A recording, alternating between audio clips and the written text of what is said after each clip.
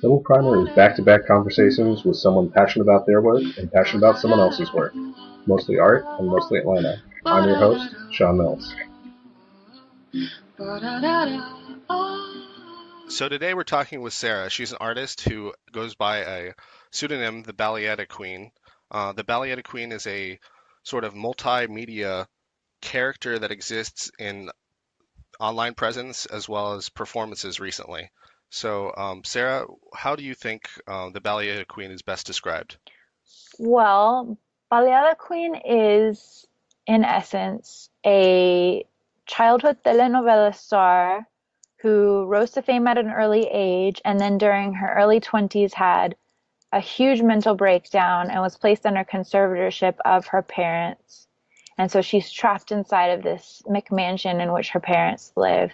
And the project is about her experience within that McMansion, dealing with her own mental illness and isolation and depression and her affinity for like makeup and nails and dresses and other things like that.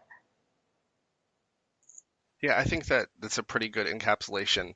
Um, but I just like want to kind of unpack some of those terms for people that aren't that familiar. So for me, the very first word you were saying, telenovela, that conjures a lot of imagery for me. Hmm. So for people who don't know or aren't a part of that world, it's sort of like the Spanish world equivalent of soap operas, but that although there's a lot of overlap, there's also a lot of difference. So, could you kind of describe like what are the tropes and what is a telenovela to you? Well, a telenovela to me is like a soap opera, but on steroids. And there are so many more telenovelas than there are soap, like in Latin America, than there are soap operas in the US. And people follow them obsessively. And they don't just, soap operas in the US come on like during school hours in the mornings for like moms to watch. But telenovelas come on at all hours of the day. And they become a sort of like cult obsession with people. Um, a lot of the tropes are like one of my favorite tropes is like the girl who is really ugly but then becomes beautiful and like nobody realizes that she's the same person and so she like goes about like living her life under this new identity. Like there's this one telenovela that's really popular right now called I think it's called La Bella Gorda, like the beautiful fat lady, which we would never I feel like people would never get away with that title in the US or that concept. But it's about this woman who was like really, really fat and for some reason she had to flee the country because somebody wanted to murder her. I could be totally butchering this, but anyway, when she goes off to like Spain or wherever she goes to, she loses all this weight and comes back and nobody knows that it's her. They don't recognize her. And there are all sorts of like, what's the word in English? Engaños. Like there are all sorts of deceptions going on amongst the other characters and it becomes this very like convoluted. I mean, the plots are always so convoluted. Um, so that's one of the big tropes is like a woman who is unattractive who later becomes attractive and they don't recognize her and she goes about living under another identity. And then another trope that I really love is like the poor girl who becomes like who like falls in love with like the rich guy. Like usually it's like a poor girl who works for the family or does something else and is involved with the family and then like the wealthy son of the family falls in love with her and there's always like a wicked like stepmother or mother or like even girlfriend or wife of the rich guy who tries to intervene and she's always seen as like really terrible. A good example of that is um this telenovela that came out in the 90s called Maria del Barrio. And it has, I don't know if you're familiar with the singer Thalia. She's married to Tommy Mottola now, like Mariah Carey's ex-husband. But she's really big in Latin America. And it's all about her being this like super poor girl and this like son of a wealthy family falls in love with her. But he has this like evil fiance who later becomes his wife, who is like she's like one of the most famous telenovela villainesses. Like there are all sorts of memes about her, even like on English speaking Tumblr because she's just so great and so dramatic. Other tropes, I don't know. Those are my Well, favorites. yeah, like it's maybe the wrong impact because like I'm coloring it through my own Hmm. lens, but on previous episodes we were talking about like K-dramas. I don't know if you've ever into those or Asian Yeah. dramas. And so like they're not the same, but they're the same distance from like American soap opera culture, I Yeah. think. So like what you were describing, like there's this thing like instead of prime time, they have like the golden hour. Yeah. And so like it's the most popular time slot. It's not like the trash, like just throw it in there for people that are in hospital waiting rooms. It's like everybody like watches this stuff. And I think that's kind of an interesting segue for your project because like I think some of the aesthetics, the visual aesthetics you use, they're traditionally employed by like the sort of, casual like kitsch aesthetic, but you're using them kind of for fine art. Hmm. So I think that there's kind of a parallel there.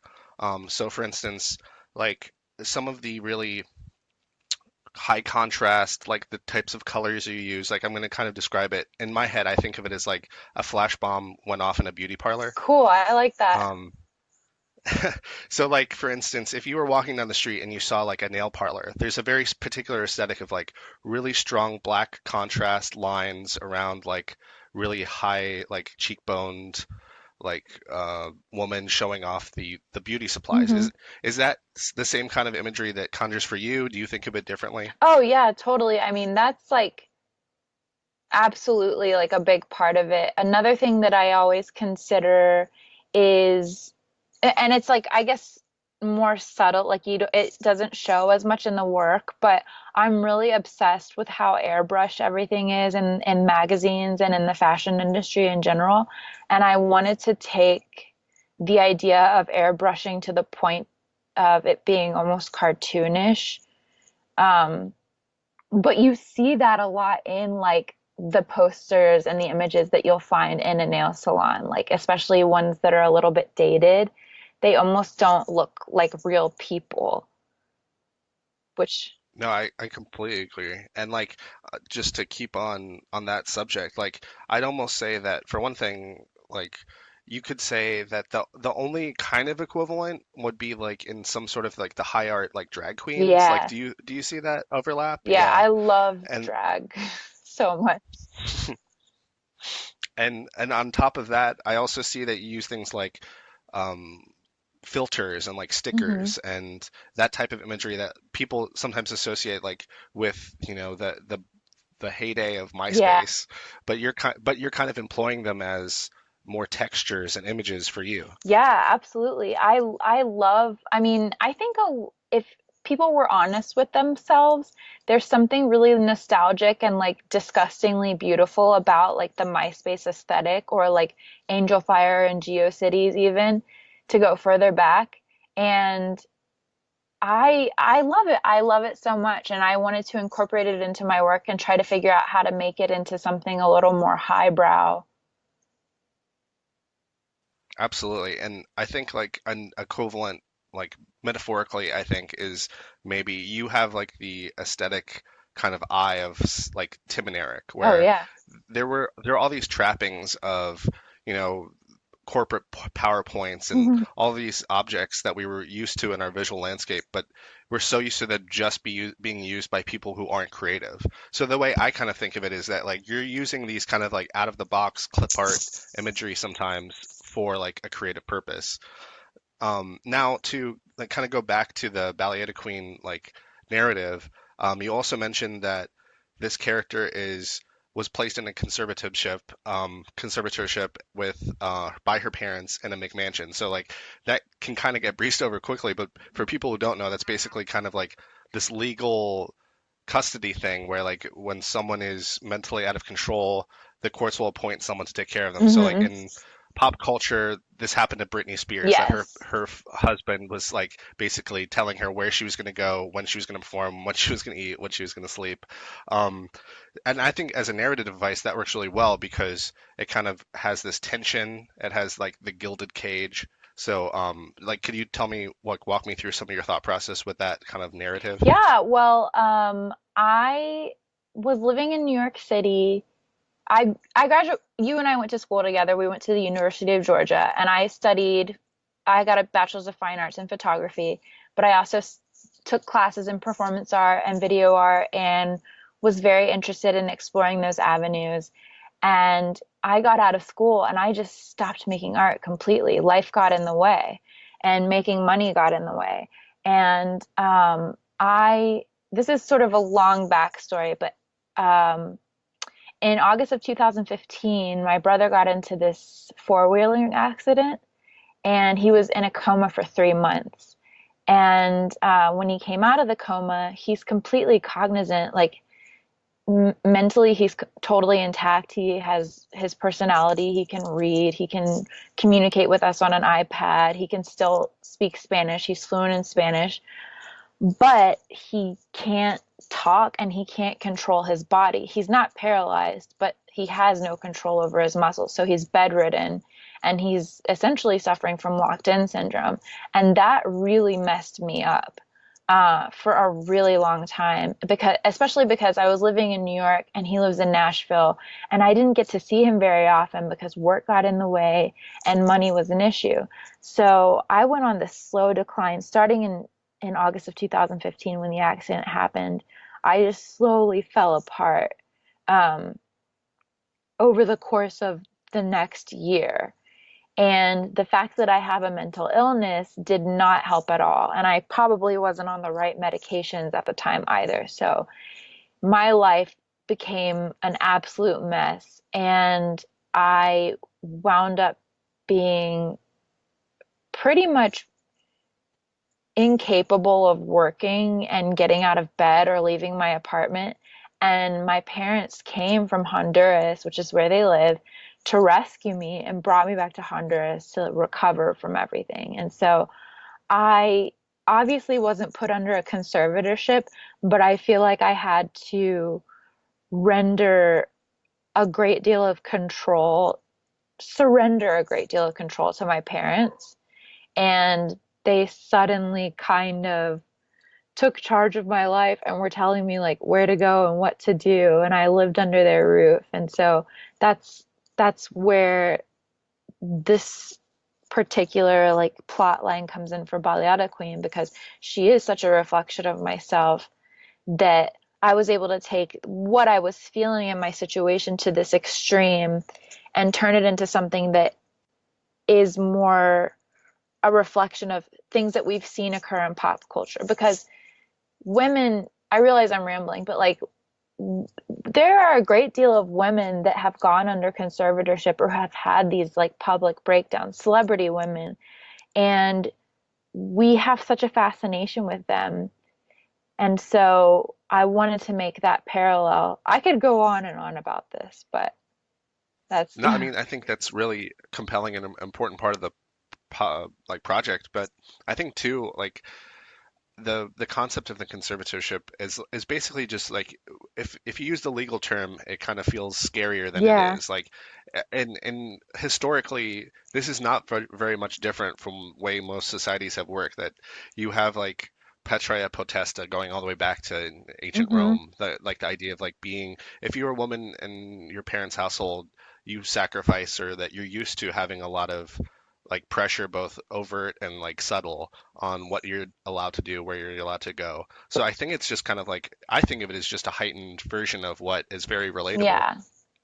Yeah. Yeah. And on top of that, I think I'm wondering if I could push you a little bit. So um, I've seen in the actual work on pictures online on your Instagram, which is how I found your work again, that you have some of your character is like has a twin sister, and then you'll have like dual images of yourself in photography. Do you think that's directly related to the feeling of like what happened to your brother kind of happened to you, like that you're kind of sharing that experience, that you're empathetically linked, or is that more just like a artistic flourish, or how do you think of No, that? I absolutely think that it's linked. You know, a big part of my meltdown with regards to my brother's situation was due to the fact that I felt like, And this happens a lot. Like my family has all gone to grief counseling and we've talked about stuff a lot. And so this is normal, but like I felt like it should have happened to me instead of my brother because at the time of my like that time of my life, I was kind of being a garbage person, really.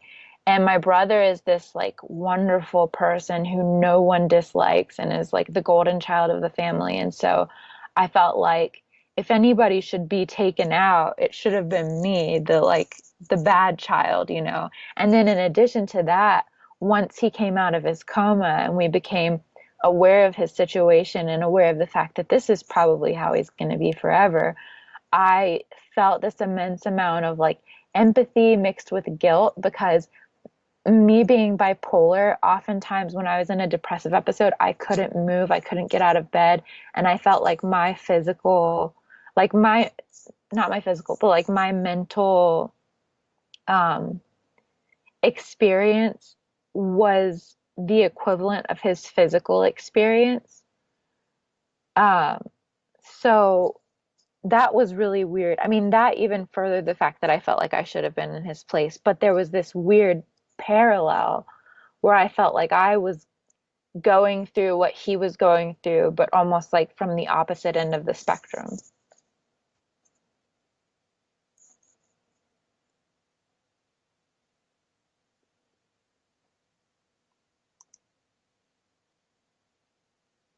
Hello?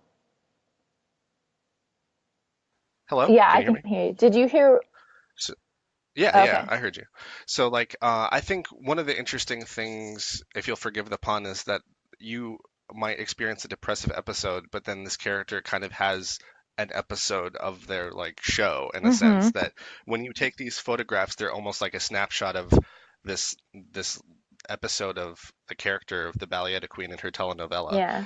So, like, I don't know if we covered it on air, but the concept of the Baleada Queen was that she was a famous singer and performer, and that this is kind of like the story after the story.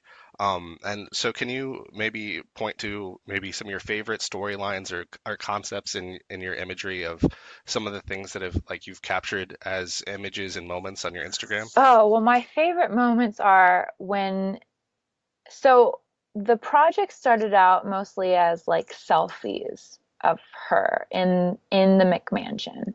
And then for some reason it took this odd turn, and that's when I suddenly found a lot of people on Instagram who responded to what I was doing in a positive way.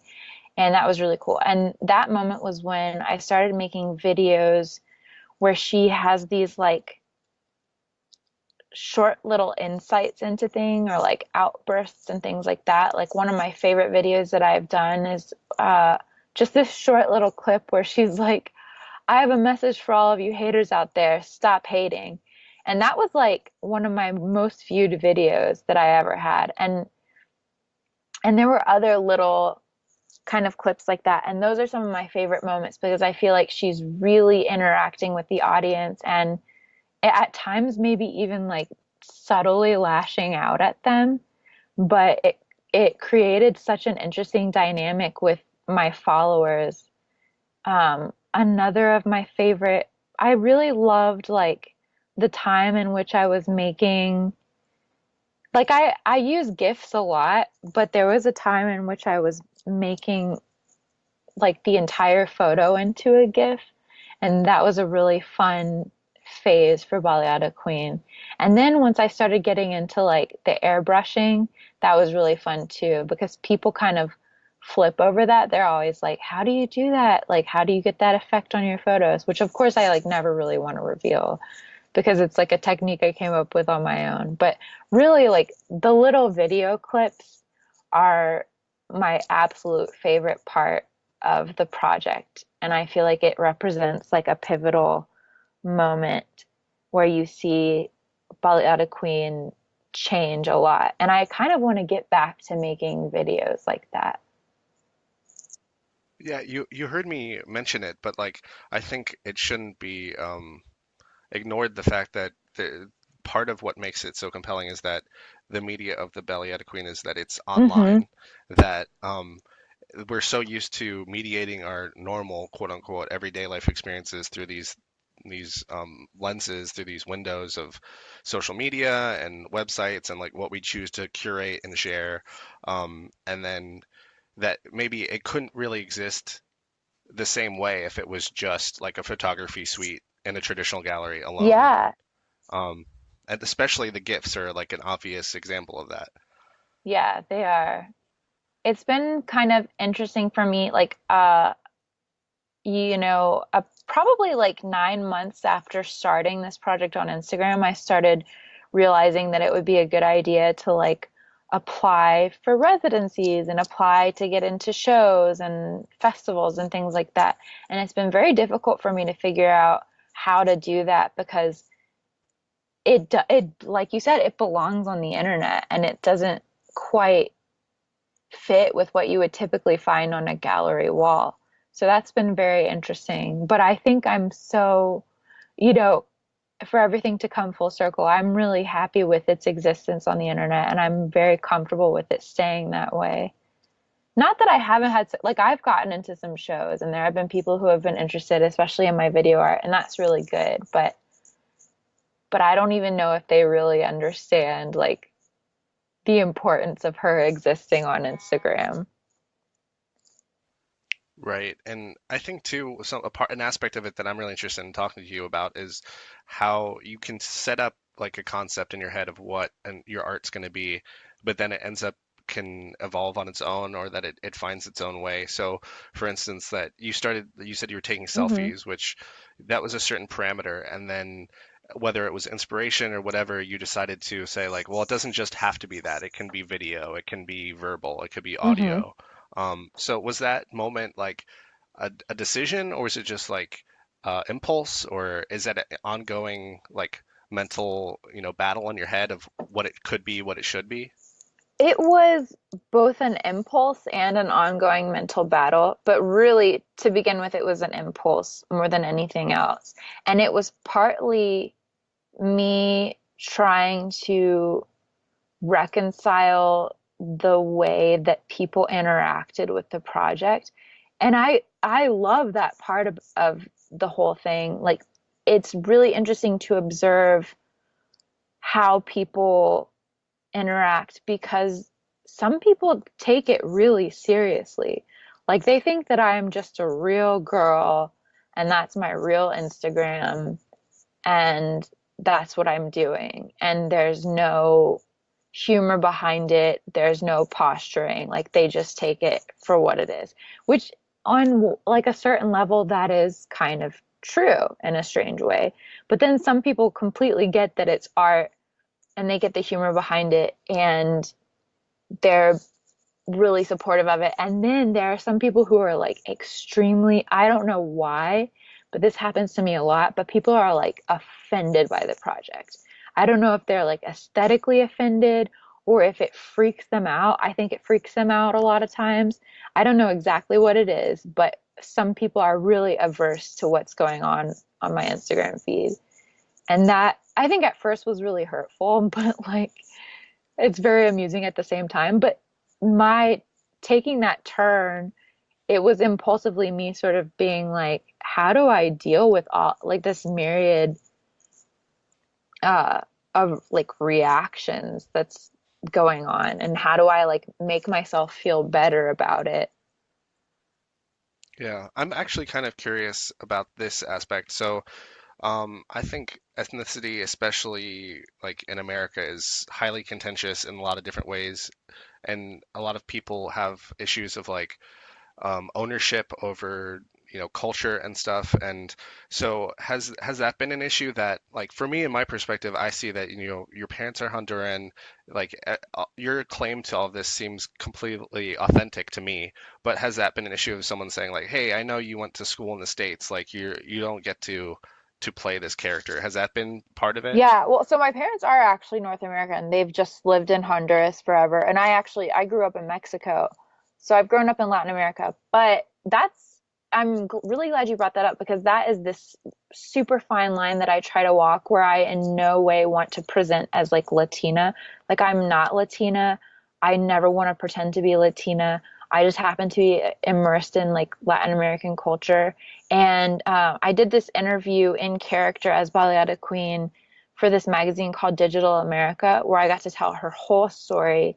And her origin story is that her parents are diplomats that live in Latin America. And so she grew up in Latin America. And her being this telenovela star and me exploring, and like a pop star, of course, and like me exploring that role that she has within Latin American culture really is a discussion that I wanted to open up about the fact that if you, and I talked to somebody who is Latin American about this, and we had a really good conversation. But if you watch Latin American television and especially telenovelas, like all the actors are white. Like they really put light-skinned white people on a pedestal. And of course, there are white Latin Americans.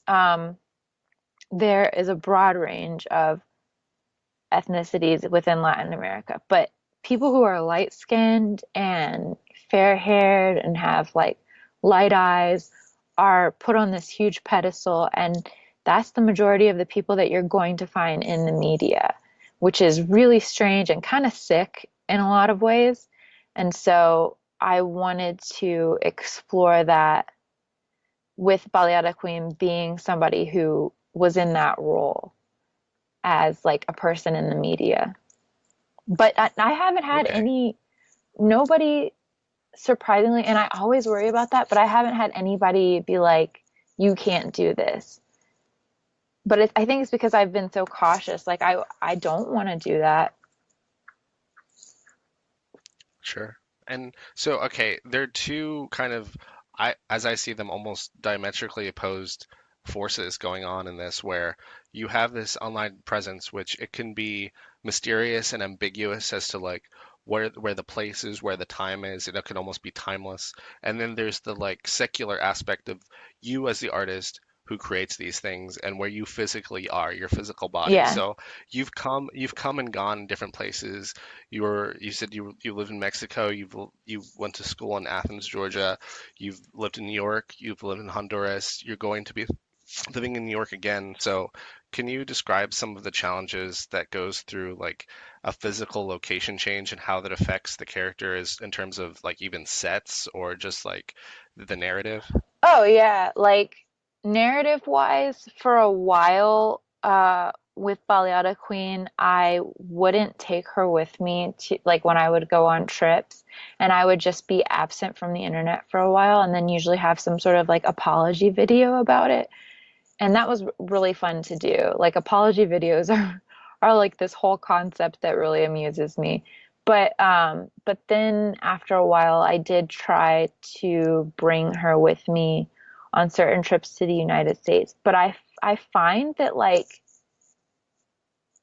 my house that I live in currently in Honduras is so interesting and so beautiful that I find myself like often being really disappointed in like the set or the you know places that are available to me in other areas. Like when I was in New York in July for my residency, I thought I was going to be taking a lot more photos as Baleada Queen than I did, but it just didn't have the same kind of magic. So that's like a super huge concern for me when I go back to New York. I've got to figure out how to like reroute this character so that she's like still the same and that there are some consistencies, but different. Like the location is inevitably going to be different. Um, I hope that answered your question. No, absolutely.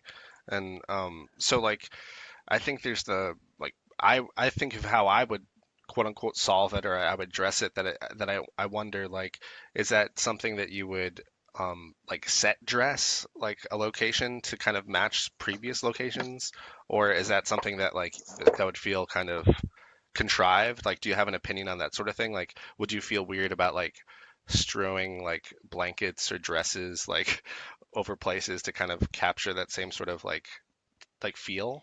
Oh yeah, I wouldn't have a problem with that at all. I definitely want to make whatever winds up being like her home base, aesthetically kind of consistent with her home base now. But at the same time, I mean, when I move to New York, I'm not going to pretend like she's still in Honduras. Like, Baleada Queen is coming with me. She's been freed from her conservatorship. She's going to the city. She's going to try and focus on her pop career and like regaining, like, kind of redeeming herself in the eyes of her fans and in the eyes of the media. And so things are going to change. I'm going to retain her style, and that means that like the style of like the background is going to be somewhat consistent, but Baleada Queen's going on a new journey, so things are going to be different. Now, to like kind of riff off of one of the points you made, you said that one of the things you enjoy doing as like a narrative conceit was the apology videos for like an absence of Yes. time. And that reminds me too of like talking about like kind of nostalgic media things that like in the early 2000s there was like a trope of the like this website's under construction Yeah. and like so like the apology video for like sorry guys haven't posted in a while kind of thing is kind of like this era's version of that, this kind of like, well, is it really necessary, like sure you can do it, but is it better to just kind of like let it sit there till the next update? Like that's kind of academic, but it's kind of funny how that's kind of the contemporary under construction sign. Yeah, no, I absolutely agree. And like I did so many apology videos that now I'm like I'm wary of doing more because I don't want it to be the same thing every time where like if I take a break from Instagram that I'm coming back and I'm like, I'm so sorry guys, I did it again. I actually, between the months of like November and February, I suspended my account. So I didn't delete it, but I like disappeared it for a while from Instagram. And when I came back, well, interesting side note, since I've come back, my interaction like percentage has gone down significantly. And I don't know if like the Instagram algorithm is punishing me or like people are just not interested in what I'm as interested in what I'm doing anymore. But like when I came back from that, like from the account being gone, I just was like, I'm back. And I had a music video. So I made that sort of like the excuse for like returning to Instagram instead of an apology video. And then like recently, because I had like, I wound up making less Baleada Queen photos and work during my residency. And then I was like traveling throughout the US and like didn't have access to my computer because it's a desktop, so I couldn't do any editing. Like I was gone for like another 2 months from my Instagram account. And I made a post, I guess yesterday was my first day back on Instagram. And I made a post that was like, oh, I haven't posted in a while, you know, blah, blah, blah. But it was not another apology video, but it still retains that sort of this site is under construction thing. And I think something that's really interesting is that whenever like the sites would finally be repaired, there was always this sort of like jubilance about it. Like, does that make sense? Yeah, totally. And like like this isn't something normative that you should do, but I'm just kind of curious from the way you described it. Like, have you ever considered writing that into the narrative that like the Baleada Queen booked a gig or a commercial and like that's why she's like unavailable, or is that like overthinking it? No, it's not overthinking it. That's actually a really good idea.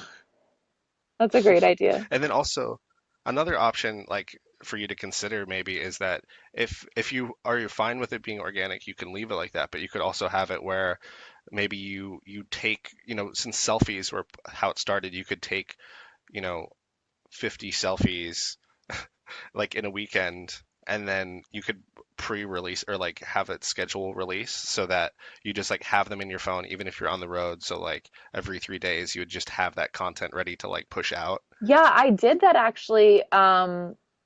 In May, I went to Los Angeles to go to DragCon, which was really, really fun. And I knew that I was going to be gone for a certain amount of time. So I like I didn't even make as much as I wanted to, but I did all these, like if you refer to my Instagram page, there's like this portion of my work where I did all these like still photos decorated with GIFs that had like MIDI songs as the background music. And I did all of those within the span of like 4 days. And I just released them periodically while I was in Los Angeles, in order to like keep things seamless. But those were not very popular with people. They did not like those photos with the gifts. It was really weird. And I don't know if it's because it was like super rushed, but I have no qualms about doing that again. And sometimes I even think about going back to like the original, just like selfie style instead of overthinking it and making it this elaborate production, just having like the original selfies with like the harsh flash and like the lo-fi iPhone photo and using those when I'm not going to be able to like be at home and take my time editing and stuff like that. Well, I think it's like pretty impressive how you aren't being too in love with your audience. Like there's like a proper level of like performative disdain that I think it'd be very easy to say like, oh, this is going well, like I have to keep it going even when I don't want to do it, like when you suspended it, or that, oh, these are the popular ones, I'm going to only make stuff like that. So to use like a metaphor outside of yourself, like there's this mimetic like Twitter page called like We Rate Dogs. I'm sure you've seen it. There's like they're good dogs, Bront. Have you seen that No, kind no, of? that sounds awesome. Okay, so like the idea is that it was like they rate dogs online, but they essentially 100% of the time give it either 10 out of 10 or above. And the joke being that, if you're a dog fan, you love dogs, Yeah. right? And so it's like it's a cute idea, and then like so many people liked it, it started becoming like a profit maker for the creator, and then it started becoming like you start to see these kind of like edges that were maybe a little less innocent. So for instance, someone like he would take a picture of a dog and quote unquote rate them, but they're like, this dog's named Snuffles. He's a heckin' good pupper, 10 out of 10. And then the owner was like, great that you love my dog, but his name's not Snuffles. His name's like Rodriguez. And they're like, well, the posts are more popular when the dog's name isn't ethnic. And you're like, whoa, like Whoa. there's like a calculating nature to this thing that seems so innocent, you know? Yeah. So I think it's very easy to get like consumed. The artistic part can get consumed very easily if you are like sensitive to like Yeah. success.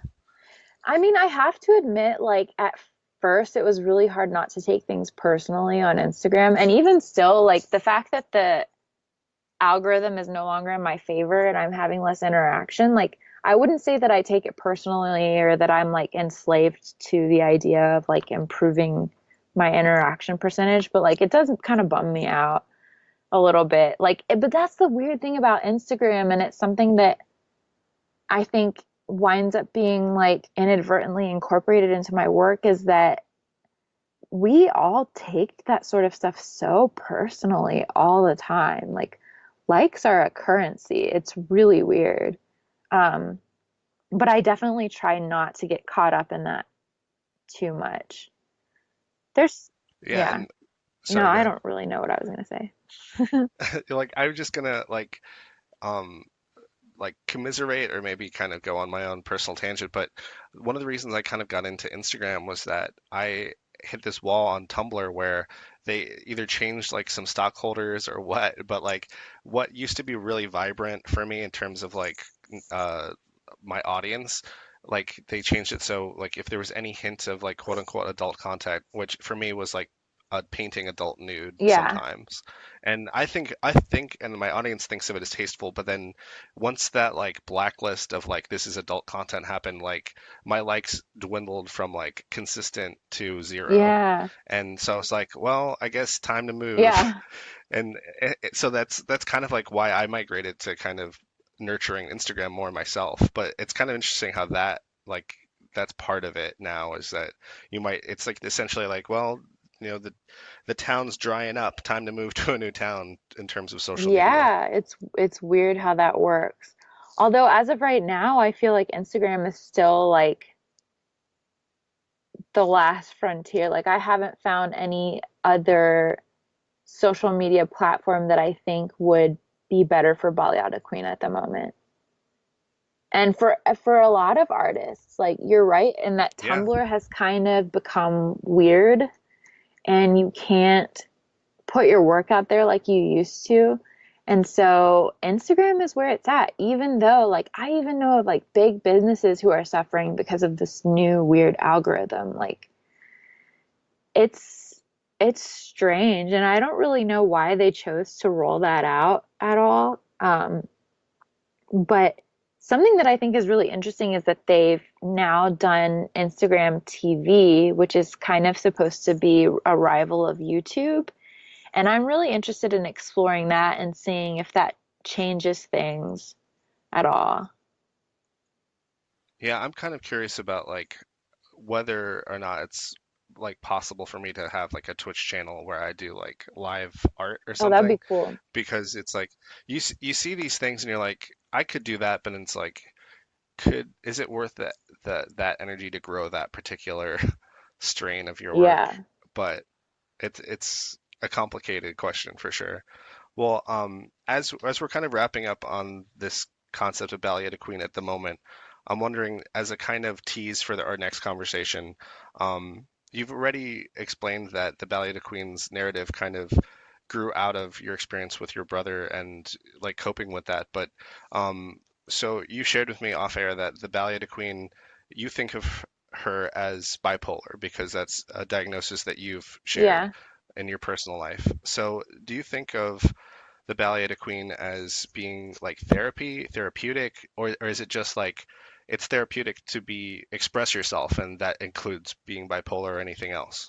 It's 100% therapy, not only because I am able to express myself as bipolar, but because I feel like in a weird way, I'm being heard, even though I think Instagram, a lot of times you're speaking into a void and you get these like strange reactions from people, but like you're never addressing anyone directly. But like yeah, it's therapeutic in a lot of ways. And I think that it's been really helpful for me to be able to like take this character that isn't me, even though she is me, but like she isn't me, and I can explore her mental illness and her own struggles and put that out into a public sphere and have people reflect upon it, and then but it's not me, so it doesn't feel as personal, and I don't feel as vulnerable, and that's been a really interesting and nice and therapeutic experience.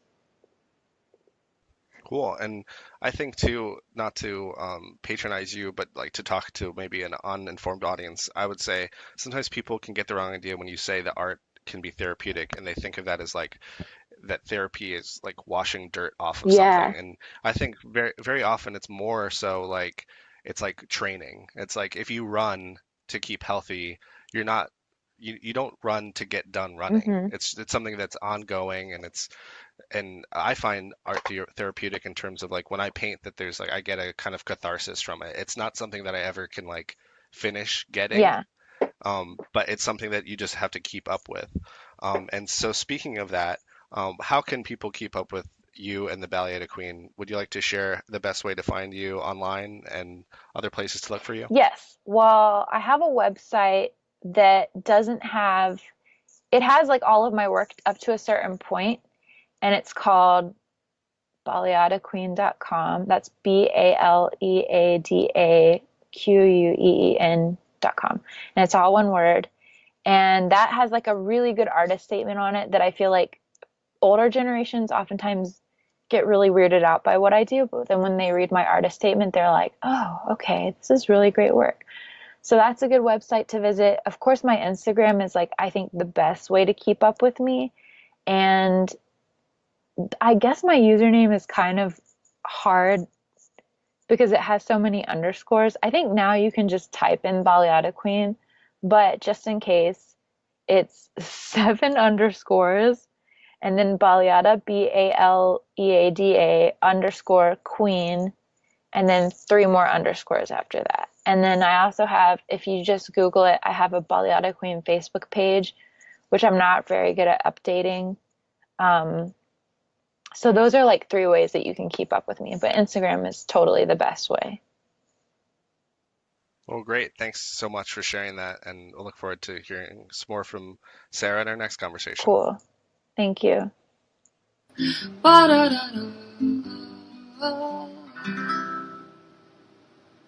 Find more information at doubleprimer.com.